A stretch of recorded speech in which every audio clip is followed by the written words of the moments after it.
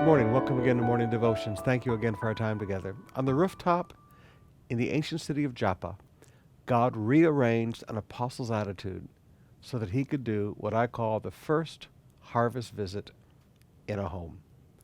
I want you to notice in verse 17 of Acts 10, now while Peter was inwardly perplexed as to what the vision he had seen might mean, behold, the men who were sent by Cornelius, having made inquiry for Simon's house, stood at the gate, and called out to ask whether Simon, who was called Peter, was lodging there.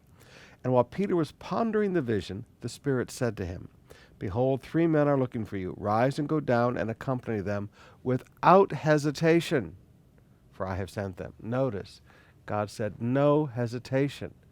Peter, get your attitude right.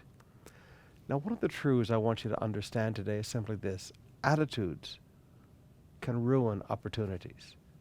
Now, Peter was going to obey, but God wanted to make him sure he got the attitude out. Go without hesitation. If he had gone down to Cornelius' house and kind of stood in the back and was hesitant about everything, and it would have allowed his bigotry and prejudice, or at least had been interpreted as bigotry and prejudice, and he would have never seen the first Gentiles saved.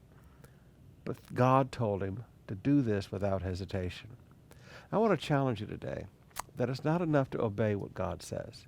You need to obey with the right attitude. Sometimes God has to get the prejudice out of your heart. Sometimes God has to get the attitude out of you. So I often tell people, would you please park your attitude at the prayer room?